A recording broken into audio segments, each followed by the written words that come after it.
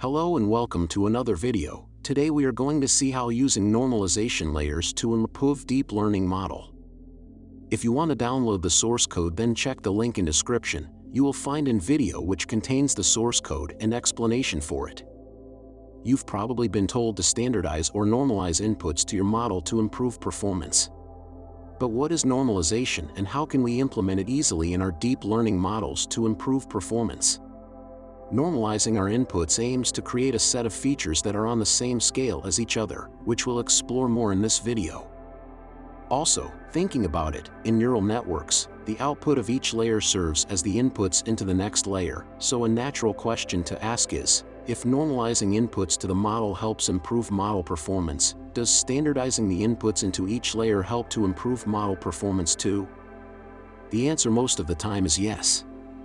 However, unlike normalizing our inputs to the model as a whole, it is slightly more complicated to normalize the inputs to intermediate layers as the activations are constantly changing.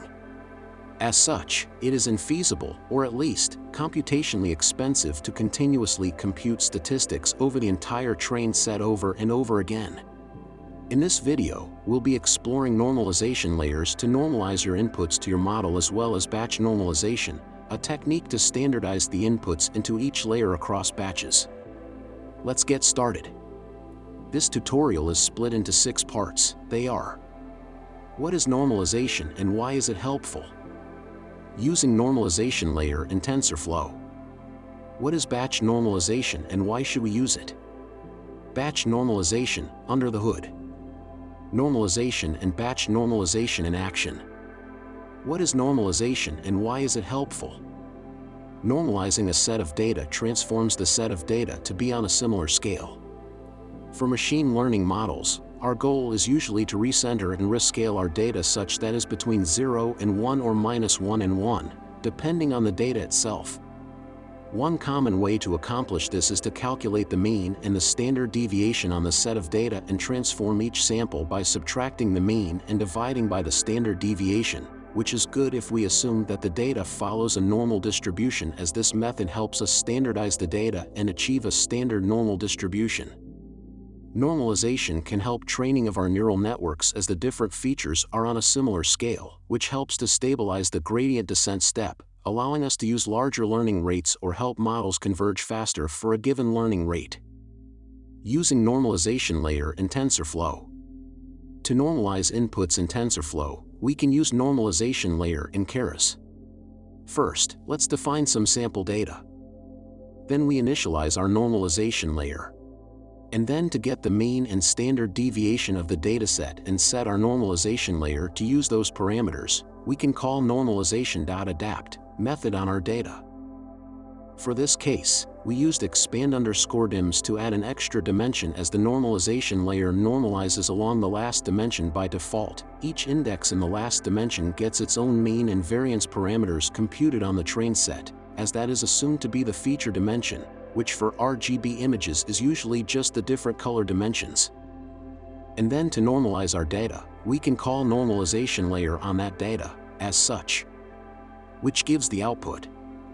And we can verify that this is the expected behavior by running np.mean and np.std on our original data, which gives us a mean of 2.0 and a standard deviation of 0.81649666.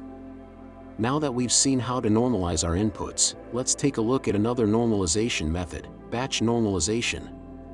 What is batch normalization and why should we use it? From the name, you can probably guess that batch normalization must have something to do with batches during training. Simply put, batch normalization standardizes the input of a layer across a single batch. You might be thinking, why can't we just calculate the mean and variance at a given layer and normalize it that way? The problem comes when we train our model, as the parameters change during training, hence activations in the intermediate layers are constantly changing, and calculating mean and variance across the entire training set for each iteration would be time-consuming and potentially pointless, since the activations are going to change at each iteration anyway. That's where batch normalization comes in.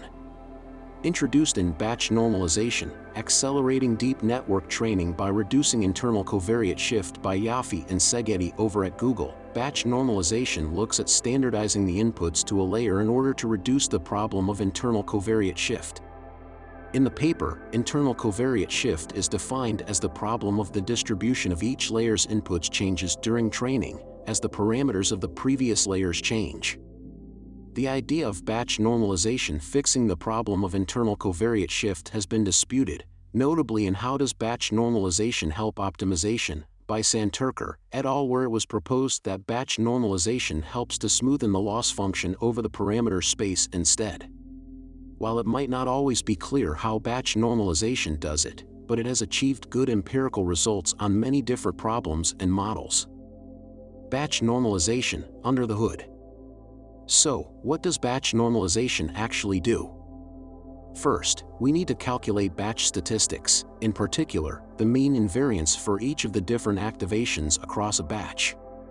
Since each layer's output serves as an input into the next layer in a neural network, by standardizing the output of the layers, we are also standardizing the inputs to the next layer in our model, though in practice, it was suggested in the original paper to implement batch normalization before the activation function. However, there's some debate over this.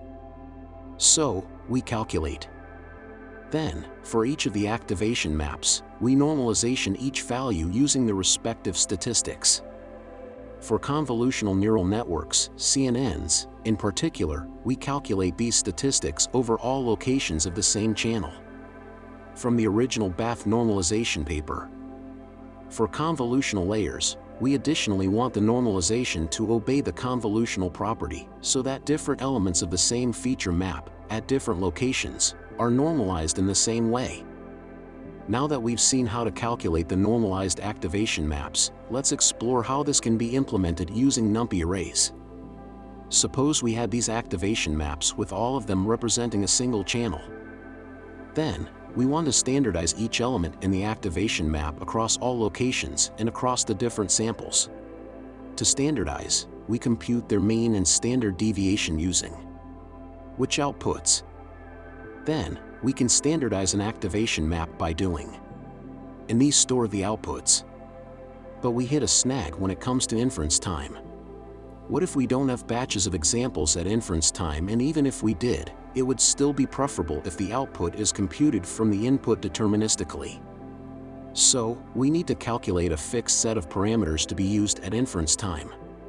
For this purpose, we store a moving average for the means and variances instead, which we use at inference time to compute the outputs of the layers. However, another problem with simply standardizing the inputs to a model in this way also changes the representational ability of the layers. One example brought up in the batch normalization paper was the sigmoid nonlinear function, where normalizing the inputs would constrain it to the linear regime of the sigmoid function.